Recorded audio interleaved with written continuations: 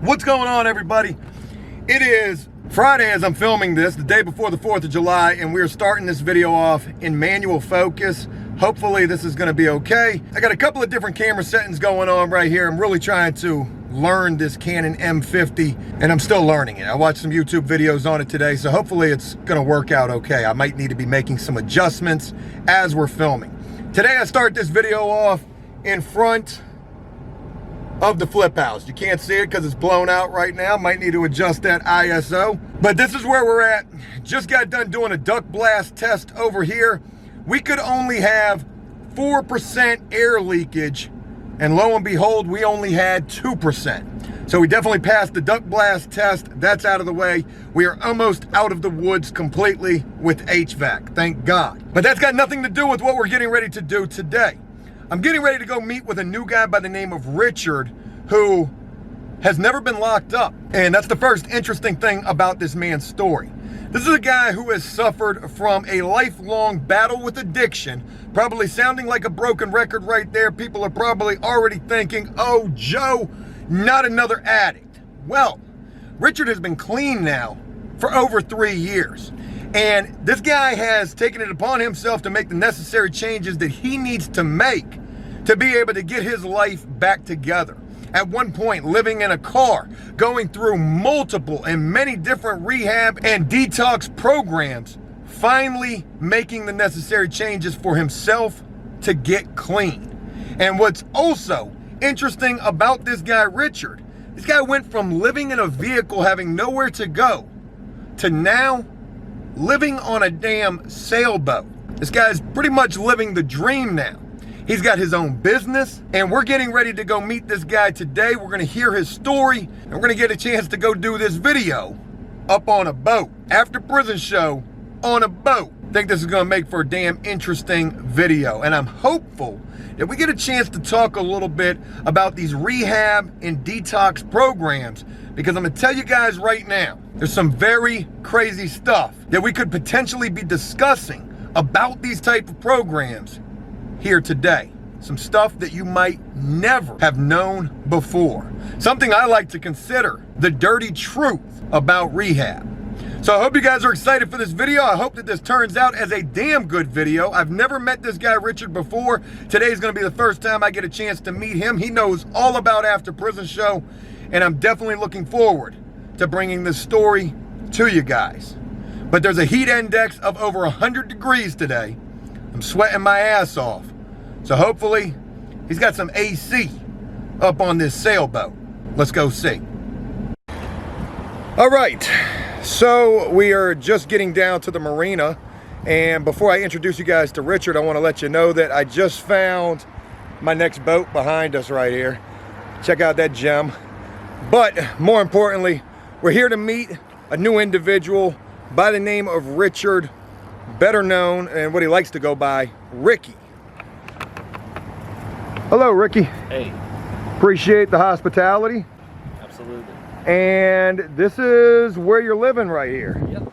This is my humble abode. Dude, this is badass right here. I like it. How big of a boat is this? 35 foot Erickson.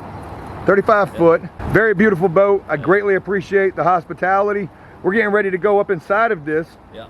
Kind of get a chance to see a little bit how you're living, but more importantly, get a chance to hear your story. Absolutely. So I don't think we've ever done an interview before where we're gonna be doing that interview on a boat.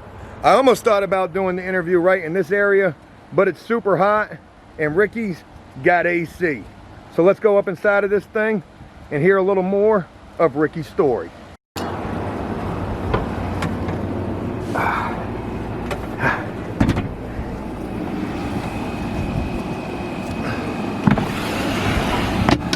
I'll tell you right now that AC is a major thing to have. Yeah, it's a lifesaver. Especially on a day like today. That's right. So appreciate you allowing us to come down here. Do you mind if I look around just, I mean, not like, I just want to. Yeah, go for it. Folks, check this out right here. Got the AC right there. Basically a bed slash couch right here. Got the TV mounted right there. Sleeping quarters up there. I'm guessing a bathroom over here. Yep. The head. Yep. This is the galley. That's the galley. Oh, that's the gallery, yeah, the kitchen, and this is the saloon. The salon, yeah. The salon. Heck yeah. I've been watching a lot of YouTube videos on people living on and traveling on sailboats, and to get an opportunity to meet somebody who's actually living and potentially going to be traveling by sailboat. Dude, this is a real honor to get a chance to meet you. Well, thank you. I'm going to go ahead and put a mic on Ricky right now so we can talk with him a little bit further. But again, thank you for having us aboard. Absolutely. Thanks for coming. So Ricky, again, definitely appreciate the hospitality and allowing us aboard your vessel. Absolutely. I first got a chance to begin speaking with you just today, but it's been via email that I've been getting a chance to learn a little bit about your story, and also from the phone call that we've had. And a couple of really unique things about you that I want to begin with. Obviously, you've dealt with, from what you've shared with me, quite a bit of addiction in your life. Never have been locked up before, but you've been able to overcome this addiction, been sober now for 3 years, and have gone from being homeless, living in a truck, to now living aboard basically a 35-foot mini yacht. Yeah. You know, start with sharing with all of us a little bit of your story and who you are. Well, my name's Ricky. I guess my story, maybe like as it pertains to addiction, or just in general, or what? Yeah, tell us about the addiction and hardship that you've been through in your life. So I guess the addiction probably started just out of I dropped out of high school when I was 16. I moved out of my parents' house. My dad had passed away in a car accident. Both my parents were addicts. I guess trying to move through life on my own, found my way down to South Florida, which is a great place to go if you're a drug addict. Bounced around down there a little bit, wound up in Key West for a little while. I love Key West. Yeah, it's a cool place. I crashed a car that I was living in then, so then wound up outside at 18 years old. Smashed my face up pretty good, totaled the car, and so all my earthly possessions were kind of reduced to a bag of stuff that I had. But at that age, it didn't seem like an issue. I was having a great time, I thought. You know, everything was pretty cool. Other than the car accident, that wasn't that cool. 6 months later, I ended up in the hospital with alcohol poisoning. And this was probably the first time that it was suggested to me that I might have an issue with addiction. Was it only alcohol at this time? No. So the car accident, I think I was taking drinking. I was doing coke and Ambien that night, and that's a horrible combination. I don't remember anything from the accident at all. I don't even remember leaving to go drive. But I wound up in the hospital and got the story relayed back to me. So yeah, I crashed into 2 cars that were stopped at a red light. The police report said I was doing somewhere around 50 miles an hour, and that my foot never came off the gas the entire time. So anyway, moving forward from that 6 months, I wound up in the same hospital again in Key West, and with alcohol poisoning. And one of the nurses came to me with some pamphlets for AA and suggested that I might have an issue. I wasn't really keen on this idea. I thought I was just a kid having fun, which I would argue that there were good times. It wasn't all bad. I had a great time sometimes. At that point, I think, is when the bad times started to outweigh the good times. And then, so moving forward in life, I bounced around a little more, went back to New Jersey for a little while, wound up back in St. Augustine, Florida. And at this point, maybe 20 years old or so, started using, not started, but my opiate addiction kind of kicked off. And around 2021, is basically when the party was over. It was like the bad times almost completely outweighed the good times. And this is when the addiction probably became full blown. Yeah, more or less. I maintained for a lot of years after that. I was a pretty industrious dude. I always tried to do my own work. I always maintained a job. And then maybe 23, 24 is when I started to use drugs intravenously, and that took a whole nother spin. And then, started adding other drugs to my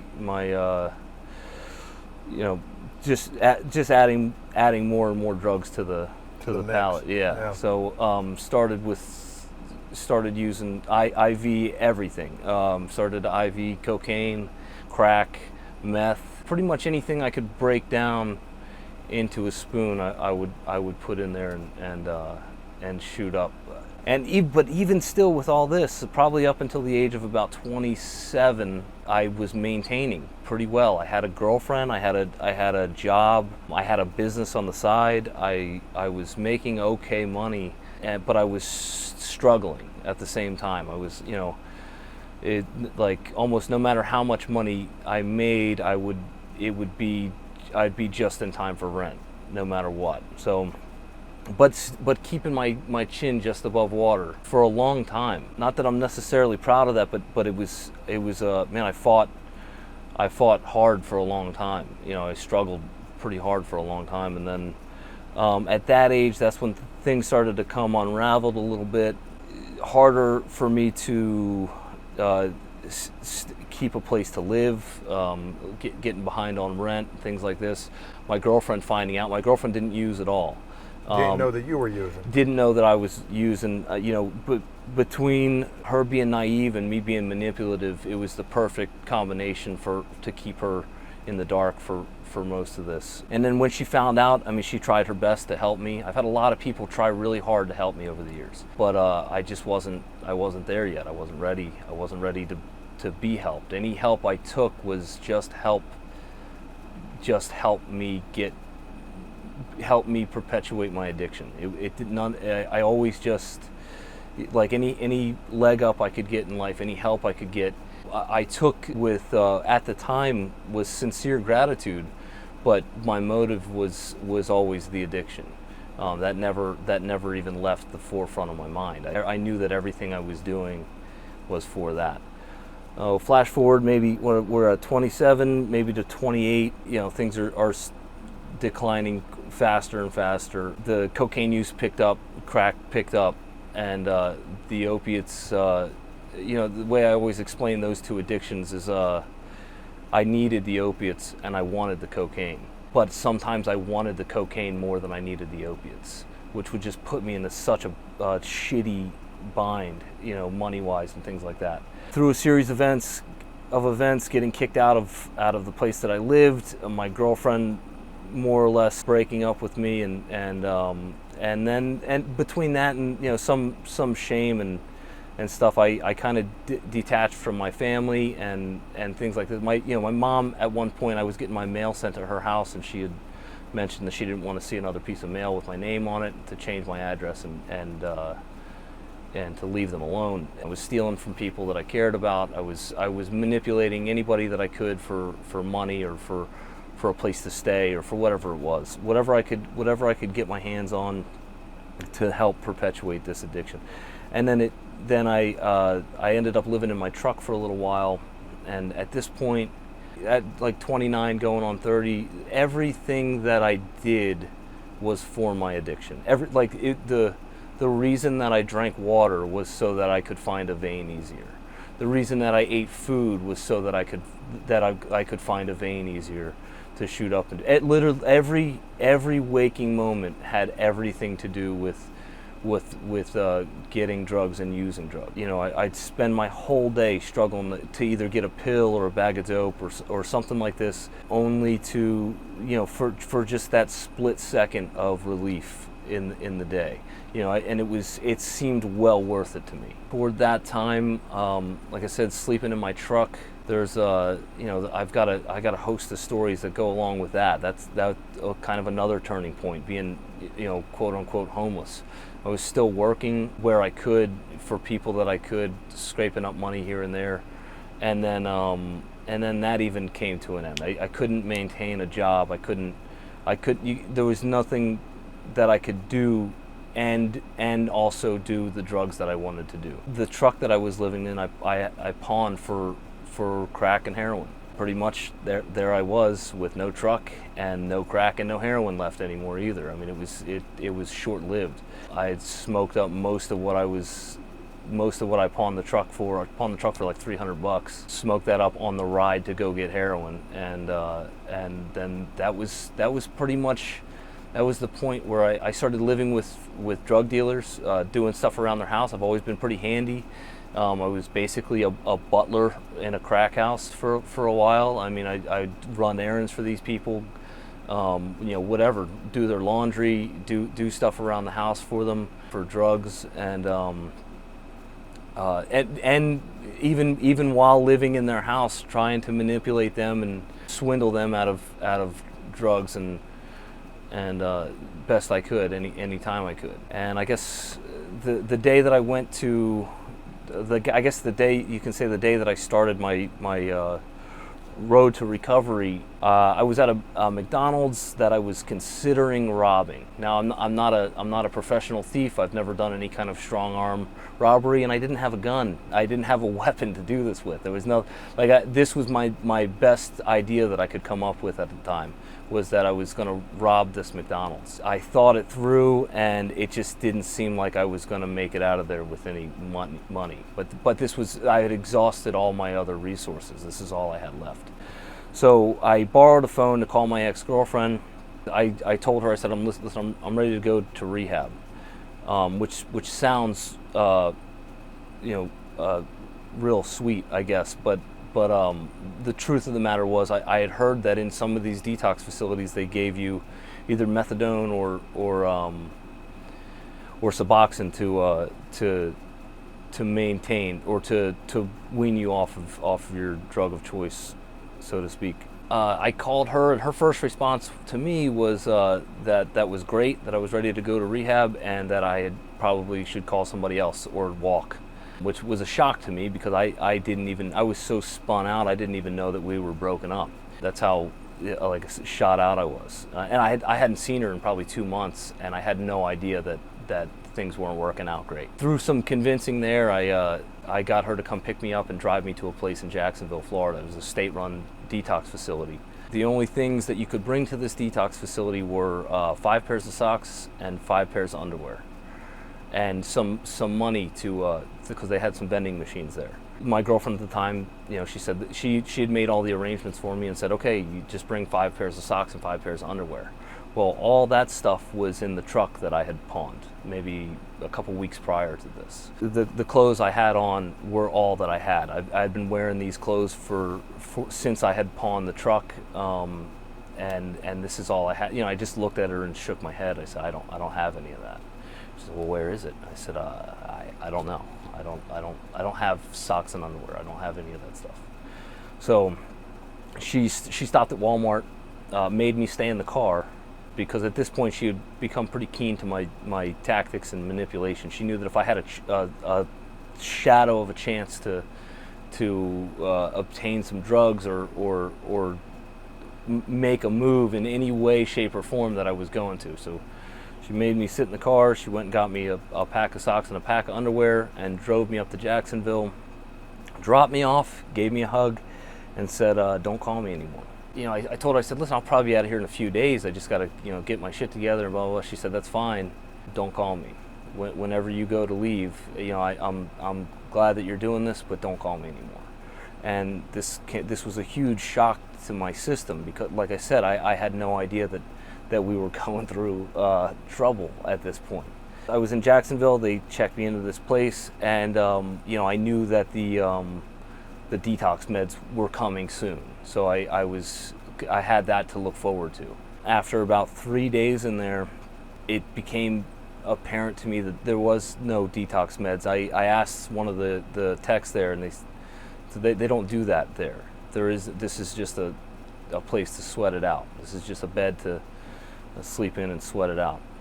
At this point, I was too sick and too far away from home to make a move. I was stuck. I couldn't do anything. I was in this, like I said, in the state-run detox facility, basically full of other homeless people who I thought, for some reason, I was different than, and I had people in there, other people that were also detoxing were taking care of me because I was just distraught and just whacked out of my mind, basically. So in there for 8 days, and didn't sleep a link for 8 days in there. You know, I mean, that's whole, you know, the typical opiate withdrawal. But so another, I guess, side note is Hurricane Matthew in September 2016, or maybe the beginning of October. Yeah, right around September 28th is when I checked into there, and then 8 days later, Hurricane Matthew, where the detox facility was at, was a mandatory evacuation zone. So they evacuated the entire place in probably less than a half hour. They discharged everybody out of there. Kind of, you don't have to go home, but you can't stay here. And you could get a bus token back to anywhere that you were from. You know, so for me, it was St. Augustine. That was the first time that I had ever even considered staying clean. Was that point there? Because at that point, 8 days was probably the longest I had been clean since I was 16 years old. That was the longest I had ever, you know, maintained any time clean. So this was something that I was like, if I go back to St. Augustine, I've got probably a matter of hours before I'm using again, even in a hurricane. That didn't really matter. I went outside and in the rain, and I thought, even with a hurricane coming, it can't be that bad. You know, it wasn't going to be as bad as what I was going back to. I was scoping out a construction site near the detox facility.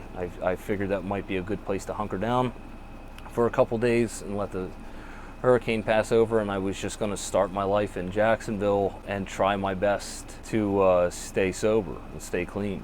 At that point, a van had pulled up. Unbeknownst to me, my sister had arranged for me to go to a halfway house after I left this place. They pulled up, they said my name. With little explanation, I got in the van. I mean, what did I have to lose? At this point, another side note, you know, I had thrown all the clothes away that I had come there with because my shoes smelled so bad that I was embarrassed.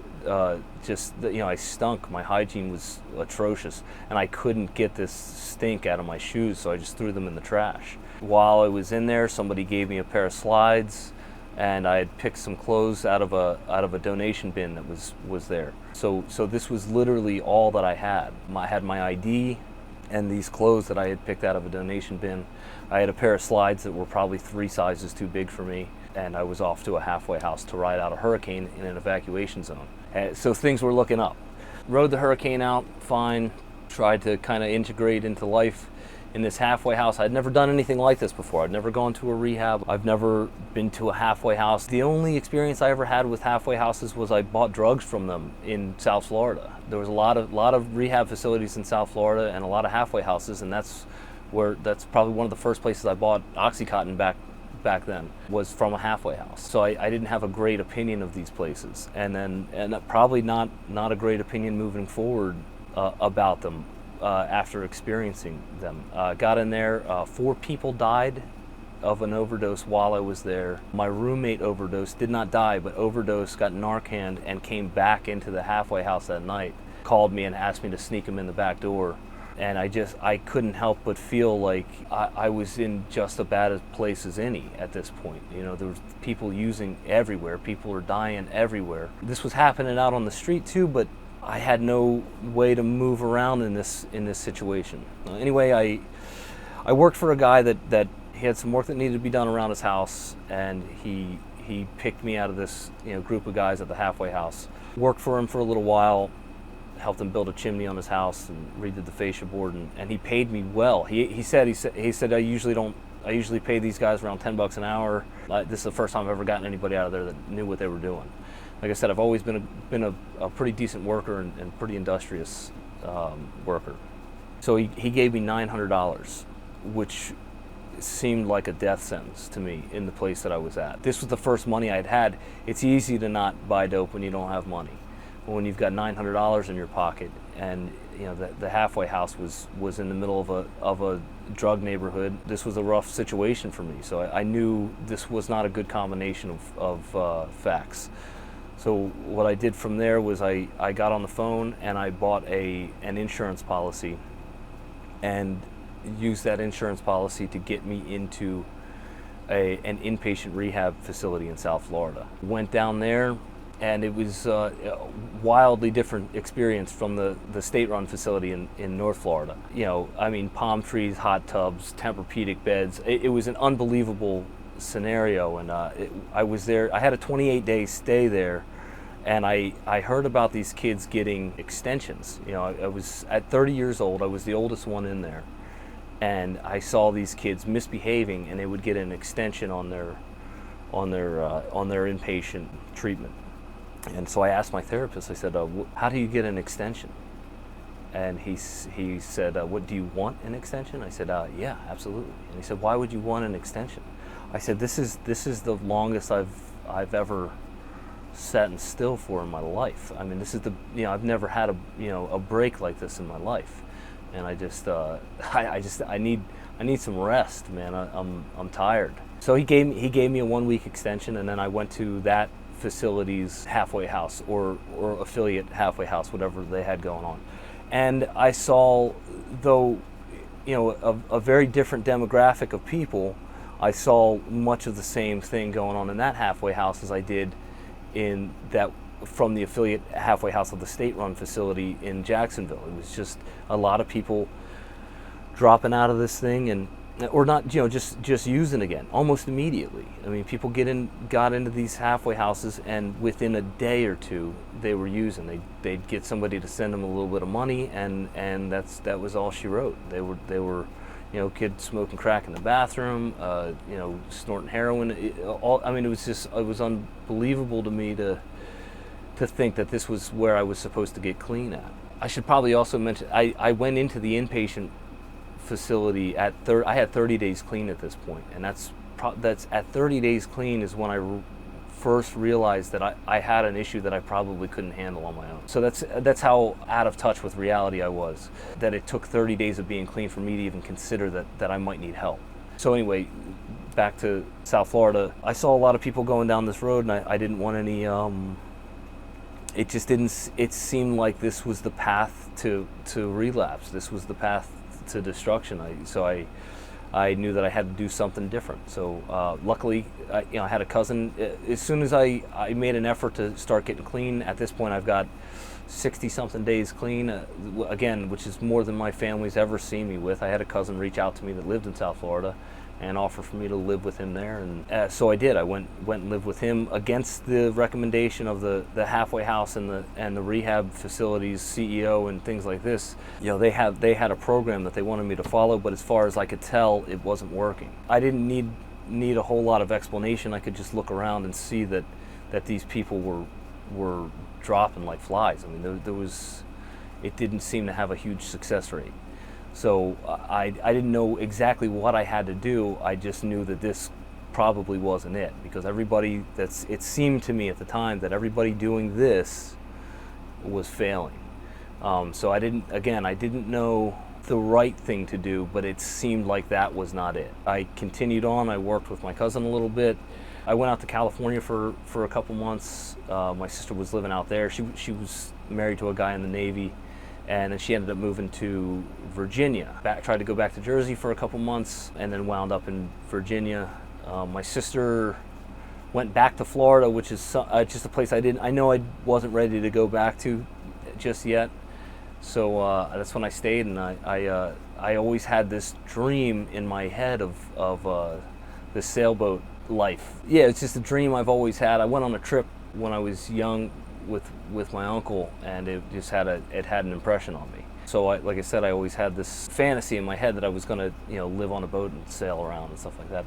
And it's not playing out exactly the way the fantasy goes in my head, but it's pretty cool. Yeah, I want to jump in a little bit. Absolutely. You've shared quite a bit with us in relation to your addiction, in relation to you going through these programs and halfway houses. And fast forward to where we are right now, we might go back to that a little bit, but you've got over 3 years clean now. You're living on this sailboat, and you've also got your own business. Yeah. I just recently started an irrigation business. I did irrigation a lot since, I guess, my early 20s. I've been doing landscaping and irrigation. Recently jumped out on my own and have some moderate success so far. It's been really really nice so far. You know, with the fact that you've got these 3 years clean and you went through all of these programs, I don't want people to get the wrong idea that it was these programs that really did it for you. You went through the state-run facilities, you went through the paid facilities. You know, ultimately this was a decision that you came to on your own, that you were going to get clean and try to stay that way. Without a doubt. The facilities, and I don't want anybody to think that the facilities were all bad either. I know I may have a negative opinion in some aspects of these facilities, but they're not all bad. They were in some ways exactly what I needed, but in other ways there was some there that I knew wasn't working out. At the detox, when I decided to stay clean, it was going to be, I didn't even know much about these facilities. So that was a decision, that was something I was pretty determined to do with or without these facilities. I had a picture of what my life should, or what I wanted my life to be like. But I also had this addiction, or the drugs that I admittedly wanted to do. You know, I could not find a way to fit them both into the same reality. You know, with that little bit 8 days clean or whatever, it was pretty obvious to me that I was never going to have the life that I wanted and be able to use these drugs. It was never going to fit together. Basically, it's a trade-off. You trade these drugs for everything else, or you can have the possibility for everything else if you give up the drugs. So yeah, that's a decision that I made, and I've stuck to it pretty hard. And another miraculous thing to share about your story, you know, with what you've shared with us, potentially at your lowest point, you know, ready to rob a damn McDonald's, the fact that you never got locked up, that's an absolute blessing in disguise right there. But also for some people, you know, it takes getting locked up and going to prison to make these changes. You did it without the incarceration. Yeah, I would see people going to jail, and not that I don't think jail is great or anything, but, and this sounds insane to say, I know, to some people, but there were times where I wished I would be stopped by something, you know, an arrest. I never wanted to go to jail, but just something to stop me in my tracks, and it just never came. Everybody around me was going to jail, and it just, not, like I said, not that I wanted to go to jail, but I wanted something else to step in and take over where I couldn't, you know, kind of do for me what I couldn't do for myself. I don't know. I was doing everything that everybody else I'd known that had gotten locked up was doing. I just slipped through the cracks somehow. As far as that goes, anybody that knew me then would tell you, they probably think that I'm in jail now. When I disappeared from St. Augustine, it's likely that everybody that knew me just assumed that I was in jail. Another thing to mention about your story is, almost cliche, when they talk about addiction, you know, it's the people, places, and things. Obviously, Florida was a bad place for you in relation to where your addiction was, and you got up out of Florida, ending up here in Virginia. Do you think that plays any type of a factor in your sobriety? You know, a lot of recovery conversations will have an opinion on this particular thing, as far as, like, you know, they say a geographical change isn't going to do it. Now, I had tried to move before, but I wasn't ready. You know, I had tried to go to places that I wasn't familiar with before, but I wasn't. I went at one point to try to dry out at my sister. My sister's been my biggest fan my whole life. I went out to her house to try to dry out, and I spotted the dope spot on the way out there. You know, I knew we were getting close to her house. I peeked around for a second, and it was a little convenience store, and I was back down there in 2 days. I rode her bicycle down there and was copping dope within 2 days of being there. So I tried the geographical change before, but I will say, you know, cliche, that, you know, there was something different about this time. It's maybe not always obvious what the right thing to do is. You know, it's not always super clear exactly what the right direction to move in is, you know, when you're in recovery, or even in life in general, I would say. But it is sometimes, I believe, more clear what the wrong way to go is. And the right way to move is away from the wrong way. Well, I want to say this too, you know, you mentioned something very important. Geography doesn't matter at all. If you want to get high, you're going to find a way to do so. No doubt about it. But ultimately, I guess what it really comes back to is no matter the place, no matter the program, no matter the literature, no matter nothing, no matter what anybody says, it's ultimately up to when is a person really ready, and are they really ready to say enough is enough? Yeah, absolutely. I think that's a strong point. I've been involved with some 12-step programs, but I made the decision going into these 12-step programs, I was pretty well determined to get clean with or without them. But this was just the only thing I knew of at the time as a vessel to long-term sobriety. It was one of the only things I had been exposed to that was potentially good for that outcome, so to speak. But at that time, even if these programs didn't exist, I already had made up my mind. It's hard to say that I've made up my mind to stay clean. I made up my mind to try my best to stay clean. I knew that I was going to try my damnedest to give myself a chance at a decent life, and even what a decent life means has changed so much for me over the past few years. The idea of success has been flipped completely on its head for me.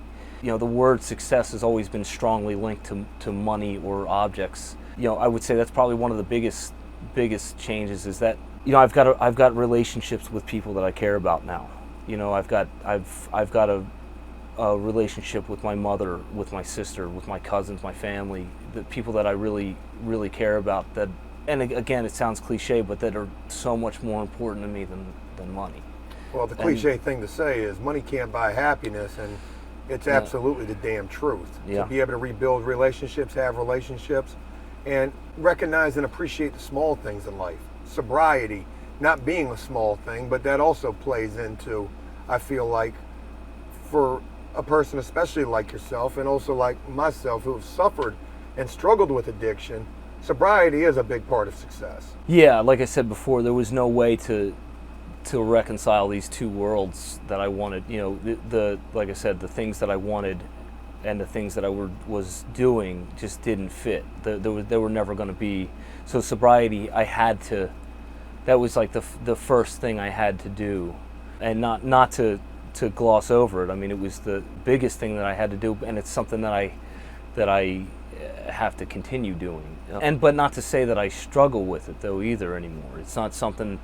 There's this idea in some of these programs that you're fighting your addiction the rest of your life, and I think if that was true, I would have, if I had to wake up and fight every day, I think I would have failed by now. The truth of the matter is, I hardly think about drugs anymore. I barely consider, these things. I've got too much going on in my life to even. I've filled my life with too many good things and good people. It doesn't come up that often. To where, like, it's not this daily white knuckle grind where I'm fighting off this urge anymore. And I don't know that it was even from the time I left that detox facility. It was like finding out that I had, and I'm not keen on the disease model, but it was like finding out that I had like diabetes or something. And if I ate one more donut, I would die, right? Sure, I still like donuts, but I don't want to die. You know what I mean? Or I don't want to have a miserable life. You got a lot of time separated from the addiction, so Sure. That makes it easier. Absolutely. I want to switch gears a little bit, because one thing that me and you had talked about on the phone, and I hope that we can talk about this, is what I like to refer to as the dirty truth about rehabs. Oh, yeah. And this is not going to apply to all rehabs, but there are some of these facilities and some of these programs that when the insurance gets involved in these things, we're talking tens of thousands of dollars to spend 28 days or however long that a person has to stay in these programs. But some of these things truly are a money racket. And there's such a thing as recruiters, people who will actually recruit you if they find out that you have insurance. And you actually have some experience with this. A little bit. So when I was in the insurance paid inpatient rehab in South Florida, I was the oldest one in there at 30, and there was a lot of kids there on their parents' insurance. And in a lot of cases, good insurance, they'll call it. Some of these kids at 19 and 20 years old had been to multiple multiple facilities, 9 and 10, 11 facilities at 19 years old. You know, they've been to, you know, that many 30-day programs. At this point, we're talking hundreds of thousands of dollars. Sure. Yeah. So I think my insurance paid out $36,000 for my stay, right? And that's a pretty typical payout. And so what these, and I started to hear about this. They call them either recruiters or dirty marketers. They call them. And what you can, if you get involved with one of these people, the deal is that they'll break you off a chunk of money after the check is cleared from the and they've got it down to a science. You know, you go in, the check clears after 10 to 14 days, and you can walk out if you want. You don't have to stay for the whole 30 days. And when you walk out, that recruiter or marketer will give you a chunk of his commission for getting you in there. And how much right? money are we talking about an individual can make? From what I gathered, the numbers that I was hearing were anywhere between $1,000 and $4,000 for a 10 to 14 day stay in one of these places. There was some stipulation. You got to piss hot when you go in, and that's it. So you go in there with dirty piss to qualify you to go to this rehab. Or that's what the insurance wants to see, I guess, so to speak, is that you went in there with drugs in your system, and then after so many days or whatever, you didn't have drugs in your system, right? So I think that's the only metric by which they're gauging that this works. And then after the check clears, after 10 to 14 days, like I said, the recruiters already got the cash in hand. So and I've heard stories and instances of people leaving after their 10 to 14 days, getting $4,000. A recruiter will show up with a bag of dope and take you straight to the next one, or let you have a few days to gallivant in South Florida in the meantime, and then scoop you back up, get you back into another one, and then you've got another. People are making a living at this. You know, it's more than just a, you know, it's like I said, it's a money racket. It's unbelievable. I was offered at one point, luckily I didn't have good insurance or good enough to make this work out. It's tempting too. I mean, especially coming out of there with nothing, it's too easy to get wrapped up in, you know, and yeah, I think if somebody looked into it, they'd find that a lot of these kids had been to multiple rehabs down there in South Florida, and their parents probably don't even know about it, but they're getting paid out to do this. You had been to a rehab, and we don't have to say like which one, but you actually saw somebody actually get caught at this facility who was wrapped up in one of these scams. So yeah, I was in there. We were in the group, the group room, and the CEO of the facility had come in and just, I thought he was going to fight this kid. He came in screaming and hollering, telling this kid to get the f*** out of here. We know what you're doing. And it was a new facility, and it was kind of an up and coming facility, and they were trying to establish a kind of I guess an honest reputation, right? That they didn't want to be, because sometimes and oftentimes the rehab's in on this too, and they were trying to establish a precedent there. That they weren't part of the dark side of recovery, so to speak. So they kicked this kid out, literally threw him out the back door, like by his shirt collar. I mean, they came in furious at this kid, and we found out that he OD'd later that night and died. I don't know what the moral of the story is there. I'm just not sure. It's a sad story. It's a sad story, and I don't know that he was the culprit?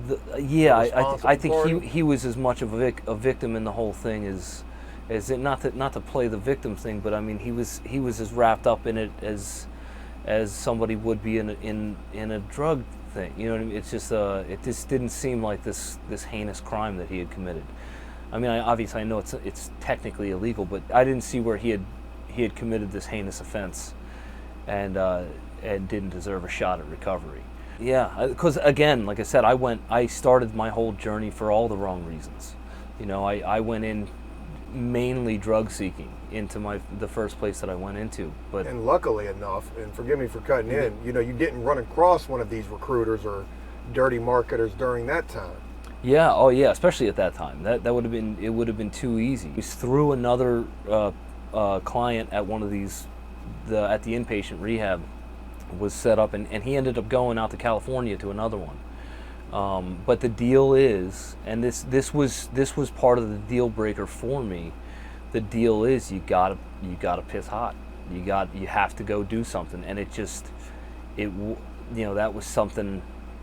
I struggled with that concept, and because it just seems like, yeah, all you got to do is one bag of dope or whatever, a line of whatever it is. You don't have to go use again, but if you just get something in your system or drink a beer or whatever it is, and a lot of that kind of weighed heavily on me too.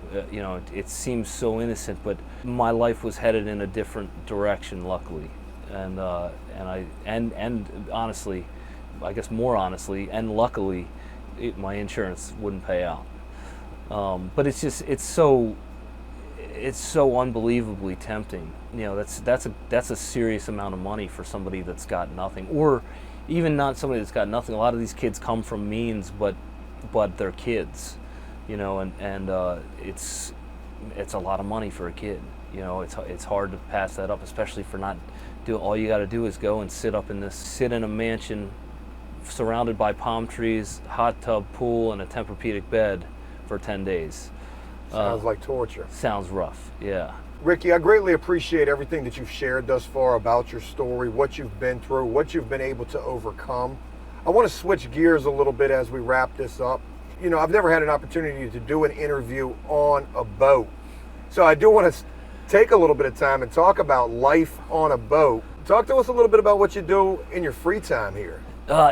My free time, there's always something to do on the boat, and there's never any shortage of projects. I got some batteries in a storage unit up the road that I need to hook up here and to get the systems going on the boat properly. I got a girlfriend that lives with me here on the boat. She's incredible, man. She's taken to this life very very well. It's easy to get a chick to come hang out on the boat for the weekend, but it's like camping, man. It's like it's after a couple days it gets old. I'm not gonna lie to you. I gotta throw this in here. I got a boat. I've been on the water my whole life, but just sitting in here and filming this, even in the marina, this little bit of rocking is kind of whooping my ass right now.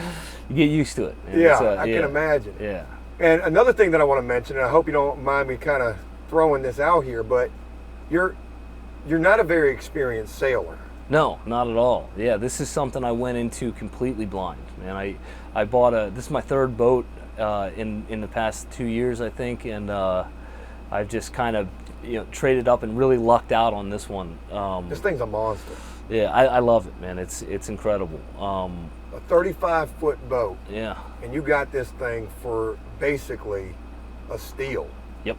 And it's worth quite a substantial amount more than what you paid for. Absolutely. That's an easy thing to this area that we're in. There's so many boats around that they've become basically a liability to people, and a lot of people are just happy to get rid of them. A nuisance. Yeah, exactly. I mean, it starts off as a novelty and ends up as a liability, and so they end up whatever they got to do to cut ties with the title they'll do. My second boat was a 38. It was actually bigger than this, and it was given to me for free.